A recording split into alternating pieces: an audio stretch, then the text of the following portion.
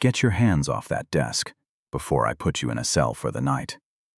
Officer Dale Kessler's voice cracked across the marble lobby of the Ashwood County Government Center like a slap, and every conversation in that building died at once. A black woman in a navy suit sat very still on the corner bench, a leather portfolio open on her knees, and she did not flinch. "Sir, I'm waiting for a scheduled appointment," she said, her voice low and even. Kessler kicked the portfolio off her lap. It slid 12 feet across the polished floor, papers fanning out like a deck of cards someone had thrown in anger. "An appointment," he said. "Sure you are, and I'm the Attorney General. Where'd you steal that suit, lady?" "Off a mannequin at the outlet mall." His partner laughed behind him, a short, ugly bark. Phones came out of pockets all across the lobby. The woman knelt, gathered her papers without a word, without a tremor in her hands. 40 minutes earlier, Dr. Adrienne Calloway had walked through those same brass doors, with no driver, no detail, no announcement of any kind. Just a woman in a tailored navy suit, 46 years old, carrying a scuffed leather portfolio that had belonged to her father, a mechanic in Macon who never once in his life owned anything with a designer label on it. She had 6 months in office as the 43rd governor of the state of Georgia. 6 months of ribbon cuttings and budget signings, and rooms full of people, agreeing with everything she said before she'd finished saying it. But she remembered a different life, one where she was followed through department stores, questioned at bank counters, asked twice for ID, at buildings she had every right to enter. Being a black woman in this country meant carrying a second job nobody paid you for, proving, over and over, that you belonged in the room you were already standing in. So she had built a habit into her calendar, something her chief of staff called the surprise inspections and hated with his whole chest. She would show up unannounced at a county office, sit and watch, see if the reforms she'd signed into law were real or just paper. Ashwood County had been flagged for her personally. 19 excessive force complaints against officers of the Ashwood Sheriff Department in 14 months, every single one filed by a black or Latino resident, every single one closed without discipline. She had read all 19 files on the drive down from the Capitol. Officer Dale Kessler, 41 years old, 13 years on the job, 7 of those 19 complaints carrying his badge number. 0 consequences. Not 1 day of suspension. She sat on the wooden bench near the metal detectors at 11:06 that morning, reviewing infrastructure grant documents on a legal pad, because she still trusted paper more than she trusted a screen, a habit from 20 years in the state legislature. The building around her had just finished a $6.2 million renovation. Money she herself had helped secure as a freshman state senator 11 years earlier. Nobody in the lobby paid her any attention. A young father filled out a permit application at the side window. 2 attorneys in gray suits murmured near the elevator bank about a zoning appeal. An elderly man in a Korea War veteran's cap waited at the tax office counter, patient as stone. She was just another woman on a bench, quiet, unremarkable, exactly as she'd planned it. The security guard at the entrance, 66-year-old Otis Green, had checked her bag with the same courteous nod he gave everyone and waved her through. Above the reception desk, a digital marquee scrolled county council notices, then flashed, almost too quick to catch. "Welcome, Governor Calloway. Facility review 11:30 a.m. Nobody looked up. On the wall directly across from her hung the county's newly installed portrait gallery, and there, third from the left, was her own official photograph, dark suit, state flag behind her, the seal of Georgia gold, and heavy beneath her chin. Nobody looked at that either. The clock above the metal detector read 11:11. 19 minutes until her scheduled meeting with County Commissioner Diane Foster, a woman Adrienne had worked beside for a decade on housing reform bills, a genuinely good public servant who actually believed the words she used in press conferences. But belief was never enough to move a system. Systems bent only when the people running them knew somebody was watching and would not look away. Adrienne had signed 3 police accountability bills in her first 90 days as governor. Mandatory implicit bias retraining, a statewide database tracking every use of force complaint by officer, and civilian oversight panels with actual subpoena power, not the toothless advisory boards from before. All 3 had been signed with cameras rolling and applause in the chamber.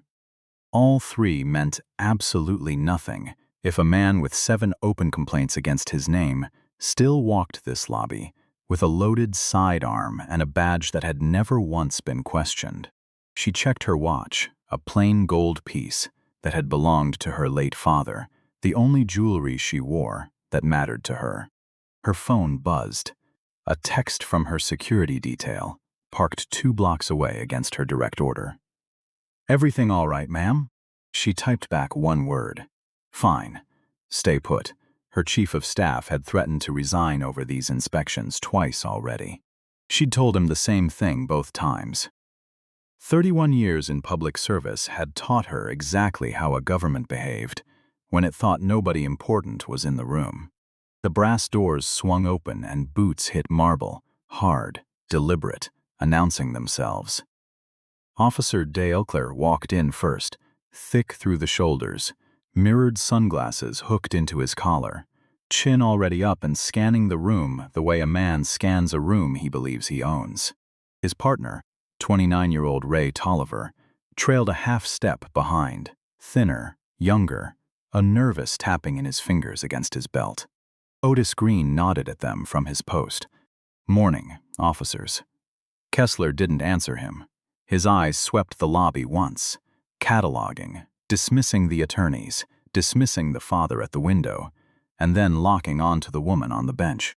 Adrienne felt the look land on her before she even raised her eyes. It was a specific look. Every black person in America has felt it at least once. The instant, silent verdict that says you do not belong here, and I am about to do something about it. She kept her eyes on her legal pad, breathing even. Waiting. Kessler started walking toward her, and something in his stride told her this was not going to be a short conversation. His boots struck the marble in long, unhurried steps meant to be heard. He planted himself directly in front of the bench, close enough to block her light, and looked down at her the way a man looks at something he's already decided is a problem. "Ma'am." His tone carried none of the courtesy the word usually implies. "What exactly are you doing sitting here?" "I'm waiting for a scheduled appointment, officer," she said. "Scheduled appointment with who?" "That's between myself and the person I'm meeting." His jaw worked. Behind him, Tolliver's hand drifted to his own belt, fingers drumming. Around the lobby, people began to notice. The father at the permit window turned. The veteran at the tax counter lifted his head. "Ma'am, I need you to answer my question directly," Kessler said. His voice climbing in volume on purpose, performing now for whoever might be listening. "I'm a citizen in a public building," Adrienne said quietly. "I don't need to explain myself to be here. That's not what I asked you." He leaned down into her space. "I asked who you're meeting, and I'm going to keep asking until you tell me something that makes sense." A paralegal named Renee Ashford leaned over the second-floor railing above them, phone already lifting into position. Adrienne gestured to the pad and the portfolio at her feet. "As you can see, I'm reviewing documents while I wait. Is there a specific problem?" Kessler's eyes narrowed to slits. "Yeah, there's a problem. You look like you're casing this building." Tolliver shifted his weight. "Dale, maybe we should just—" "I've got this," Kessler snapped without turning around. He bent lower, close enough that Adrienne could smell coffee on his breath. "We get a lot of confused folks wandering in here, looking for handouts they're not entitled to. People who don't have any real business in a place like this." A woman near the elevator gasped audibly. Adrienne's expression didn't move a fraction. "I assure you I am neither confused nor lost, officer." "Then prove it," he said. "Show me some ID right now."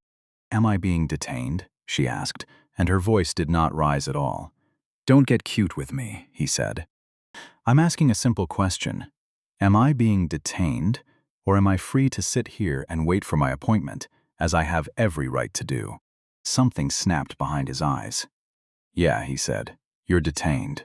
Suspicious activity in a government facility. Tolliver's eyes went wide. Dale, come on. She's just sitting there. I said I've got this. He pointed down at the leather portfolio. That yours? Yes. Mind if I open it? I do mind, actually, she said. You have no cause to search my personal property. Kessler's mouth curled into something that wasn't a smile. Probable cause. Listen to you. Where'd you pick up words like that? One of those daytime court shows. A voice from the crowd, low but audible, said this isn't right. Kessler spun on his heel. Anybody else want to interfere with police business right now? Silence answered him. Then mind yourselves, he said, and turned back. Last chance, lady. ID out, bag open, or we do this the hard way. Adrienne reached, slow and deliberate, toward the strap of her portfolio. Kessler's hand snapped down to his holster before she'd moved 6 inches. Tolliver's hand followed a half-second later. 3 people near the pillar actually flinched backward. Don't move again until I say move, Kessler barked, and the entire lobby seemed to stop breathing at once. Officer, Adrienne said, her hands frozen exactly where they were, palms visible.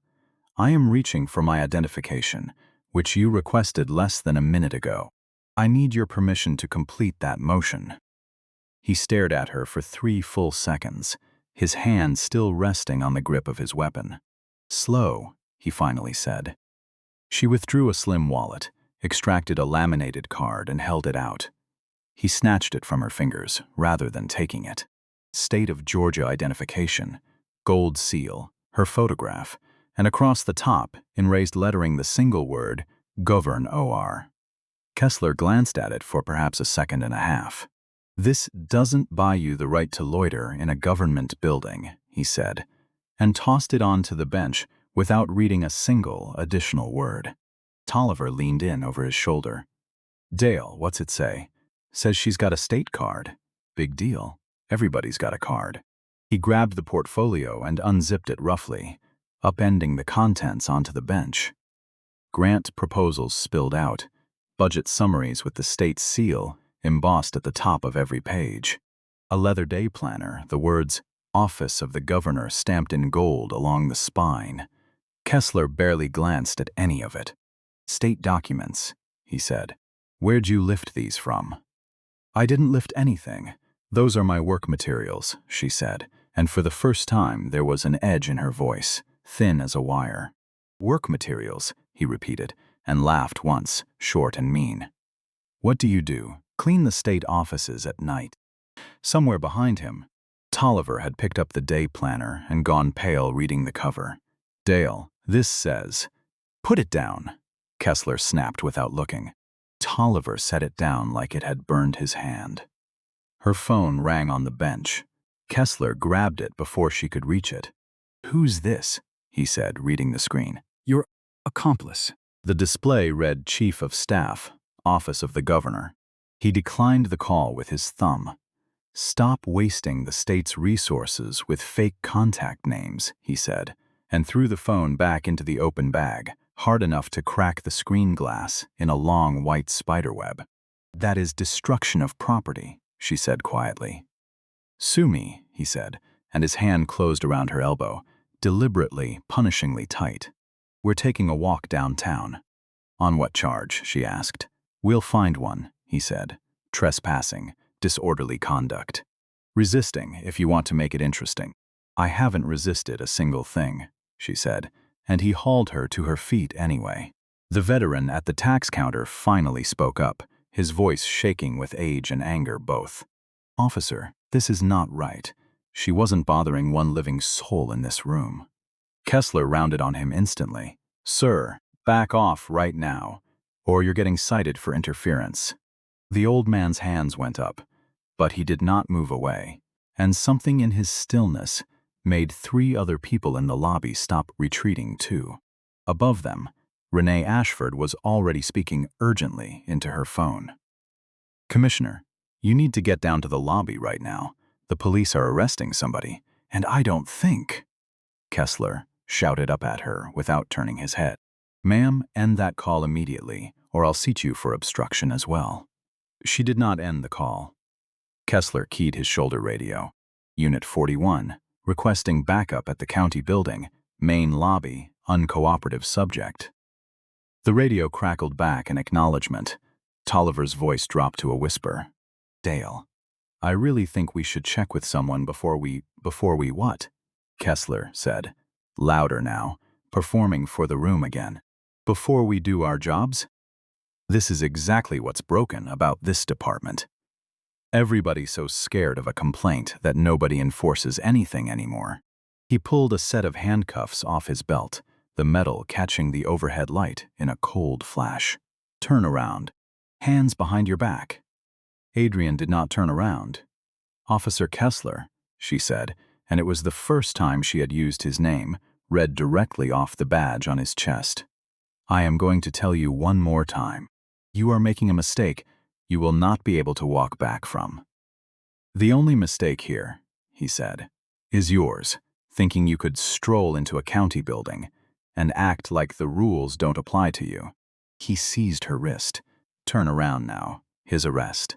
The brass doors opened again, and 2 more officers walked in, drawn by the radio call.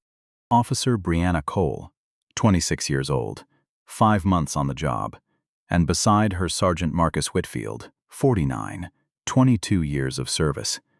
A man whose face had settled long ago into the permanent watchfulness of someone who had seen every version of this go wrong before. Whitfield took one look at the scene and something in his posture changed instantly. "Kessler, what is this?"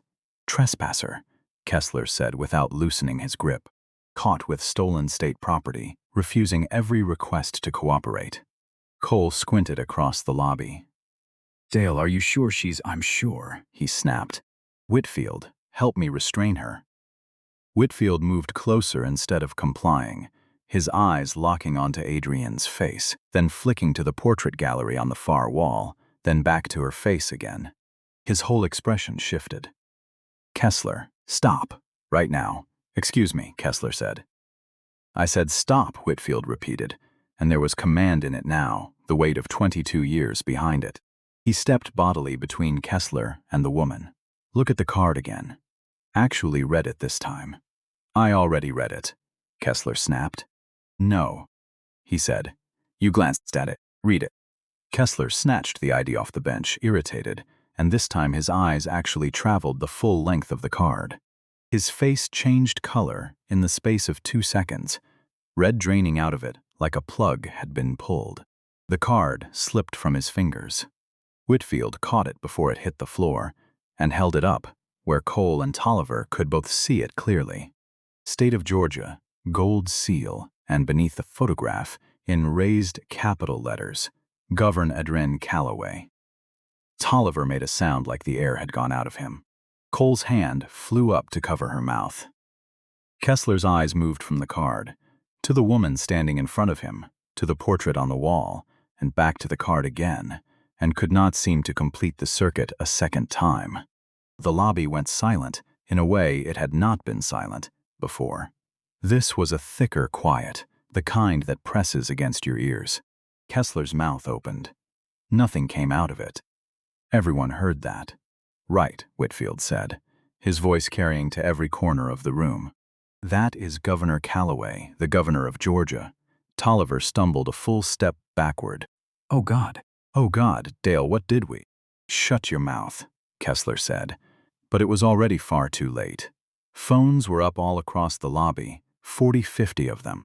Somebody near the elevators whispered, "Did he just try to arrest the governor?" Otis Green was already sprinting for his desk, hands shaking so badly. It took him 3 tries to flip open the visitor log to the correct page. "Sir," Cole started, "we need to—" "I said shut up," Kessler snapped, his face gone from white back to a deep, panicked red, chest heaving. Adrienne stood perfectly still through all of it, watching him the way a scientist watches a reaction She predicted precisely. Whitfield held the ID card at arm's length, so the gathering crowd could see the raised gold seal and the hologram catching the light. "This is the governor's official state identification," he said. "It is not a fake. It is not a mistake." Kessler grabbed it back out of his hand, reading it a third time, a fourth, as though the letters might rearrange themselves if he stared hard enough. "This is," he said, his voice gone strange and distant. "This has to be some kind of..." "Some kind of what?" "Officer Kessler," Adrienne said, and took one small step toward him. He actually stepped back from her. "Some kind of misunderstanding," he finished weakly. "The proper address," Whitfield cut in sharply, "is Governor Calloway." Kessler could barely force the next words out. "Governor, I apologize. There has been a terrible what?" she said, cutting him off entirely. "Terrible case of you doing your sworn duty. A terrible case of protecting the people in this building. Or a terrible case of deciding I did not belong here the moment you laid eyes on my skin." The young father at the permit window nodded hard, once, and a low murmur of agreement rolled through the crowd behind him. Kessler tried again, his voice cracking around the edges. "Ma'am, Governor, I did not know who."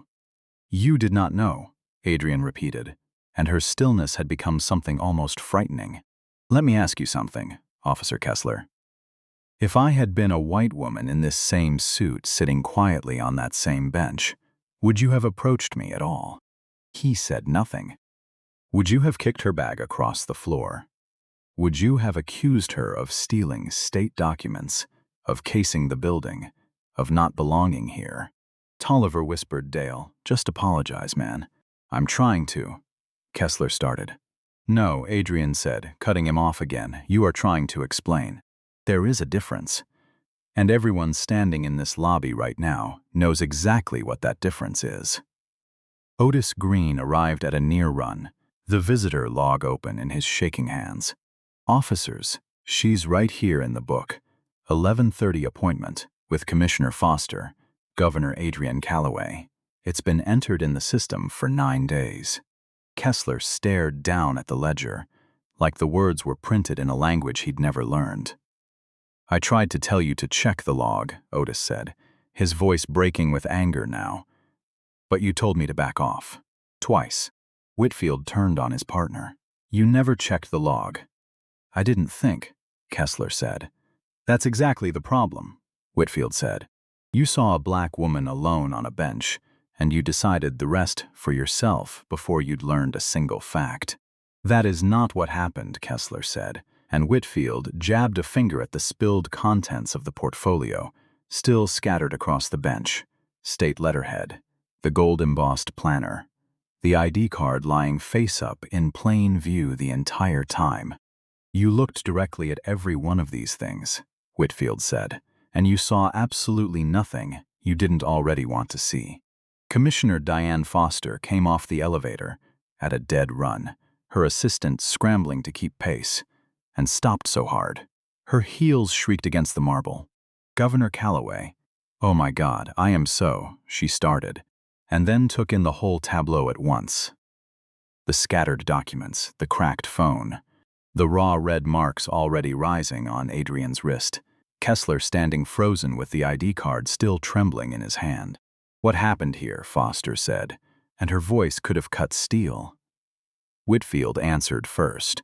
"Ma'am, Officers Kessler and Tolliver attempted to physically remove Governor Calloway from this building. They accused her of trespassing, conducted an unlawful search of her belongings, and were in the process of placing her under arrest when we arrived. They did not know who she was," he added. Foster turned slowly toward Kessler, and every trace of warmth had left her face. "Is this true, officer?" Kessler's mouth opened and closed twice before any sound emerged. "It's a yes or no question," Foster said. "Yes, ma'am," he finally said, and his shoulders dropped like something inside him had simply given out. Foster shut her eyes for a long moment, then opened them again, and her voice when it came was ice through and through. "Governor Calloway, I cannot begin to tell you how deeply sorry I am. This is unconscionable, and it will be addressed today, not next week, not after some internal review, today. Adrienne bent and retrieved her ID card from the bench where it had fallen a second time. "This is not your failure, Commissioner," she said. "But this is precisely why I run these inspections without warning." She held the card up so the entire lobby could see it clearly. "My name is Dr. Adrienne Calloway. I am the governor of the state of Georgia. I came here today for a scheduled facility review at 11:30, deliberately arriving early, deliberately dressed as I am, and deliberately without any security detail, because I wanted to see with my own eyes how the people of this county are treated when nobody important is supposedly watching." She turned to face Kessler directly. "You did not need to know I was the governor to treat me like a human being, Officer Kessler. That is the baseline. It is not a reward you hand out to people who prove themselves worthy of it first." The young father at the window began clapping. Slow at first, then the veteran joined him. Then Renee Ashford leaned over the railing and clapped too. And within seconds, the entire lobby had broken into applause that seemed to physically press against Kessler where he stood, drowning in the sound of it. Adrienne raised one hand and the applause died instantly. "6 months ago, I signed 3 police accountability laws in this state," she said. "Mandatory bias training, a statewide database that tracks every complaint by badge number, civilian oversight boards with real subpoena power.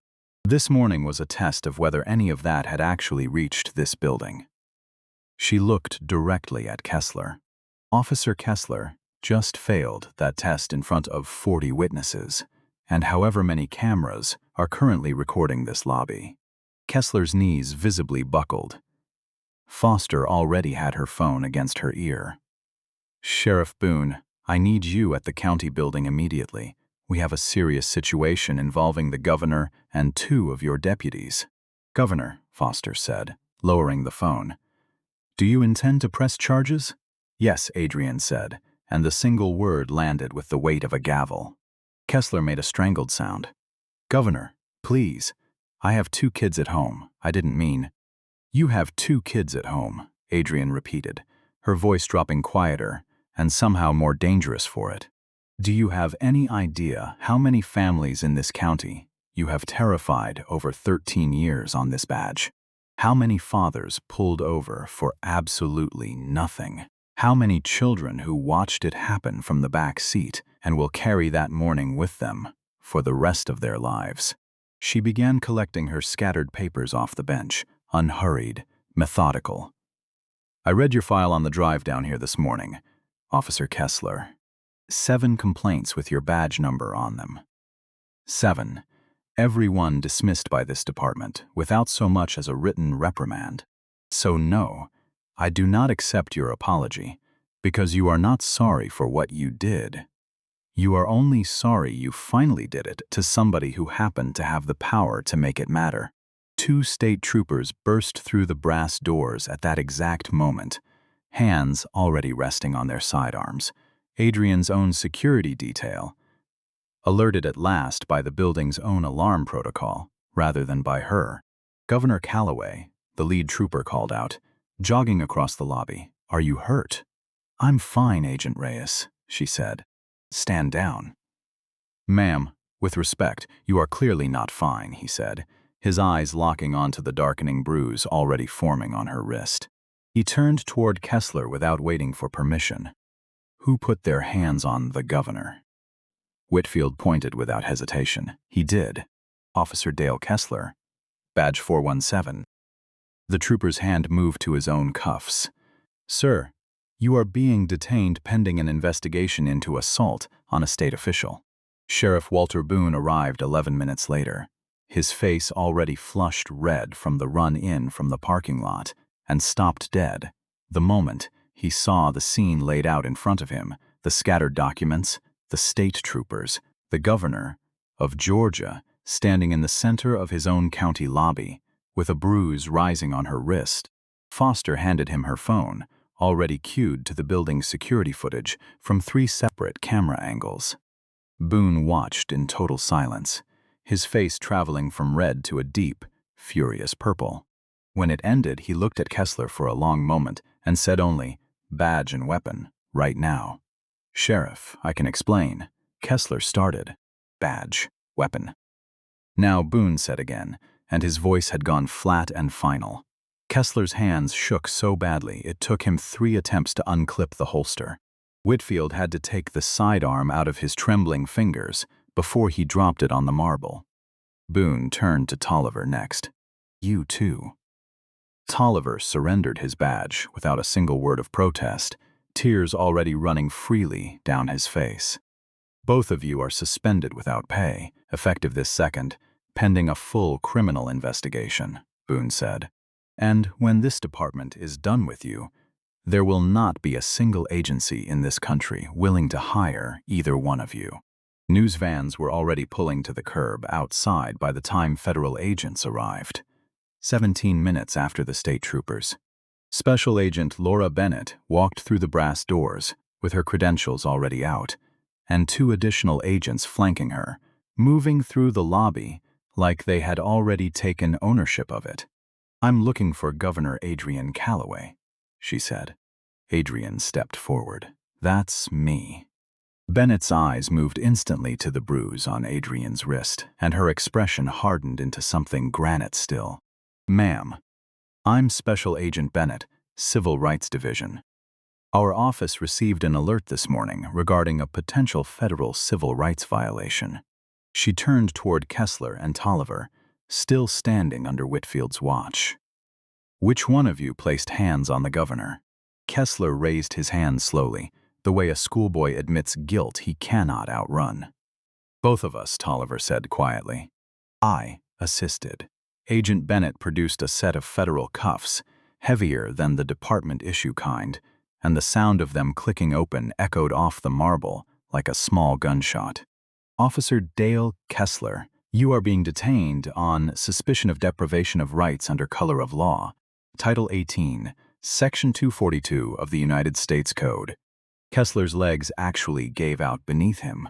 Whitfield caught him before he hit the floor. "This can't be federal," he said, his voice climbing toward panic. "I'm a county deputy, I'm not." "You used your authority as a sworn officer to violate a citizen's constitutional rights," Bennett said. "That makes it federal, every single time." 2 weeks later, the Department of Justice opened a full civil rights investigation into the entire Ashwood Sheriff's Department, not just into the 2 officers who had made the news.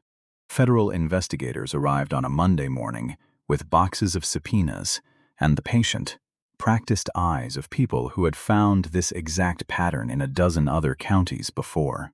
What they found in Ashwood made national headlines within the week. Kessler's 7 complaints were not isolated incidents. They were symptoms of an infection that ran through the entire department. 51 additional complaints across 9 other officers, every single one involving allegations of racial profiling, every single one closed by supervisors, without discipline, every single one buried in a filing cabinet nobody had opened in years. Investigators pulled dashcam footage that had somehow survived accidental deletion. One clip from 4 years earlier showed Kessler holding a black 17-year-old on the curb for 55 minutes over a license plate light, a boy on his way to a debate tournament in his father's sedan, straight as student, suit and tie, called boy 9 times on camera. Another clip, 18 months old, showed him searching a nurse's car without consent after she rolled through a stop sign, coming home from a double shift, finding nothing, and still writing her 3 separate citations. Her original complaint had vanished from the system entirely. It resurfaced now, time-stamped, indisputable. Morrison, that is, Tolliver, broke first under the weight of it, his attorney striking a cooperation deal with federal prosecutors within days. He handed over 2 years of text messages between himself and Kessler, ugly jokes, mocking language about the people they'd pulled over. Things Tolliver could barely bring himself to read aloud in his own deposition. He always said, "We had to keep them in their place," Tolliver testified, his voice breaking. He meant black people, Hispanic people, anybody who wasn't white like us. The prosecutor leaned forward. Did you ever object? No, ma'am, Tolliver said. I laughed along. I thought that's just how you survived on this job. When he grabbed the governor, what did you think in that moment? I thought he was making a mistake, the same one I'd watched him make a dozen times before, with people who never had the power to fight back. This time, he picked the one person in the entire state who did. The trial began 7 months after that morning in the Ashwood lobby, Judge Patricia Renner presiding, the courtroom packed to its walls. Camera crews stacked 3 deep on the courthouse steps outside. Kessler pleaded not guilty. His attorney argued a split-second judgment call, an honest mistake, no racial intent whatsoever. The prosecution answered with receipts.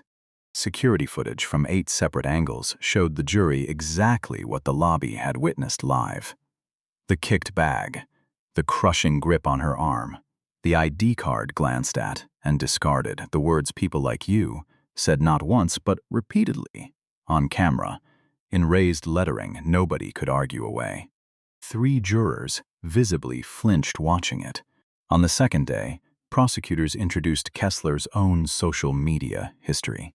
Memes mocking civil rights protests, comments left under articles about police shootings that read "play stupid games, win stupid prizes." On the third day came the text messages between him and Tolliver. Another one thinks she's special. These people never learn. Did you see her face? Priceless. This job has its perks. His own attorney objected to every single exhibit. The judge overruled every single objection. On the 5th day, Adrienne Calloway took the stand herself, dressed plainly, hair pulled back, and the courtroom went utterly silent the instant she walked in. The prosecutor began gently. "Governor, walk the jury through that morning." She did, in complete and steady detail, every word Kessler had used, every assumption he had built on nothing but the color of her skin. He did not see a governor that morning, she told the jury. He did not see a doctor, a public servant, a taxpayer, a mother. He saw a black woman sitting quietly on a bench, and in less than 4 seconds, he decided that made her a problem. Kessler's attorney rose for cross-examination. "Governor, isn't it true you deliberately concealed your identity that morning?" "I concealed nothing, counselor," she said. "My identification was in my wallet exactly where it belongs. My documents were in my bag exactly where they belong.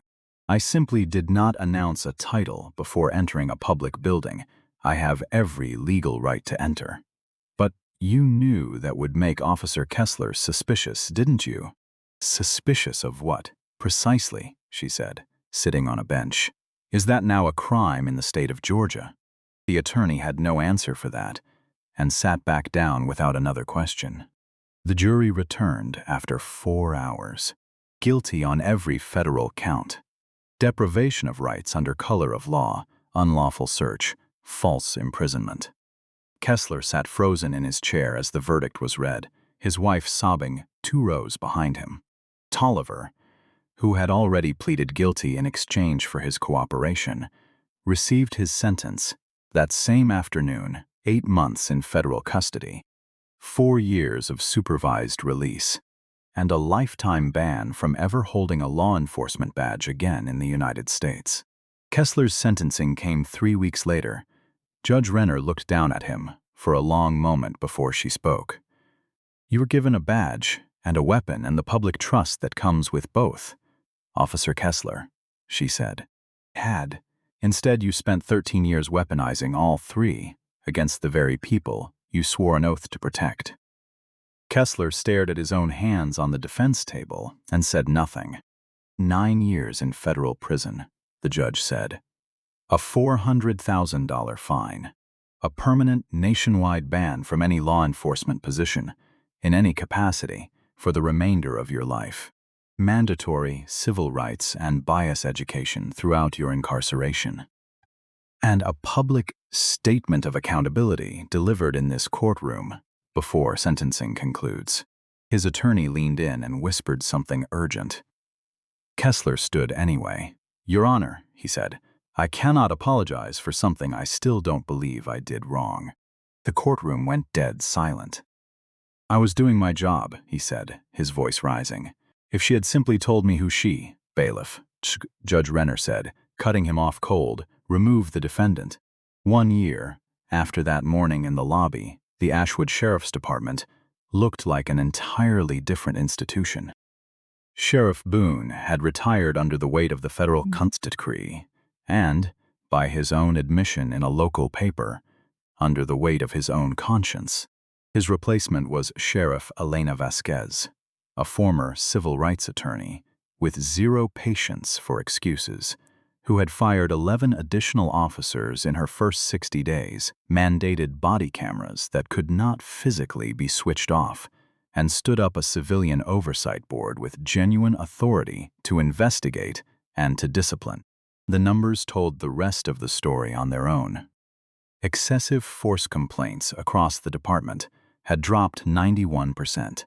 A community trust survey commissioned by the county showed a 72% improvement in how residents rated their local police. Parents in Ashwood County had, according to that same survey, largely stopped teaching their children to fear a uniform on sight. Sergeant Marcus Whitfield now ran the department's training academy personally, and every single new recruit watched that lobby footage in their very first week, all 8 angles, in full. "This is what happens the moment you let your own prejudice put on a badge," he told each new class without fail. "This is what we do not become again. Not once, not ever." Otis Green received a formal commendation from the county commission and now served as the department's community liaison, greeting every visitor to that lobby with the same steady courtesy he had always given. No questions, no suspicion, simply service. Officer Brianna Cole left the department entirely within the year and took a teaching post at the State Police Academy, running a course she named, without any trace of irony, "When Your Partner is Wrong." Tolliver served his 8 months, moved out of state, and now works in construction, and will never again in his life carry a badge of any kind. Kessler remains in federal custody today, 4 years into a 9-year sentence. A journalist who visited him last spring asked whether prison had changed anything in how he saw that morning. Kessler stared at the table between them for a long time before he answered. "I destroyed my entire life because I could not see past my own prejudice for 4 minutes," he finally said. It was, by every account in the room that day, the very first honest thing he had said since his arrest. "I think about that lobby every single day," he added. "How differently I would act now, if I ever got the chance." Then quietly, almost to himself, he added one more sentence. "But nobody ever trained me to see people, only to see threats." The journalist asked if that was meant as an excuse. Kessler had no answer for that either. The reform legislation that grew out of that single morning, quickly nicknamed the Calloway Accountability Act in the state press, passed through the Georgia legislature within the year and was later adopted, in some form, by 6 additional states. Law enforcement academies across the country began using the Ashwood footage as a formal training case study. The same 8 camera angles Judge Renner's jury had watched, now shown to thousands of new officers before they are ever issued a badge of their own. Governor Calloway's approval rating climbed to a number no governor in that state's history had ever reached. In her office late one evening, reviewing a stack of new policy drafts, she agreed to one final interview with a documentary crew that had been following the case for the better part of a year. "People ask me if I'm still angry," she told the camera. "I'm not angry, I'm resolved. That morning was never really about me. I had power the moment I walked through those doors, whether Officer Kessler recognized it or not. But the 17-year-old boy held on a curb for 55 minutes did not have that power. The nurse searched in front of strangers after a double shift did not have that power either. Neither one of them carries a title that protects them." Her voice softened, but did not weaken. Real change begins the day we stop requiring proof of credentials before we extend basic human dignity to one another. Back in the Ashwood lobby, a small brass plaque now hangs beneath Adrienne Calloway's official portrait, the very same portrait that had hung there, unnoticed, the entire morning it mattered most. It reads simply, "Dignity is not a privilege you earn. It is a right you are born with." Every day now, a wide and different cross-section of that county passes beneath it, and Otis Green greets each one of them exactly the same way, with no second glance, no hesitation, and no suspicion at all. That, more than any verdict or any sentence handed down in any courtroom, is the picture Adrienne Calloway had been trying to see the whole time she sat quietly on that bench, waiting.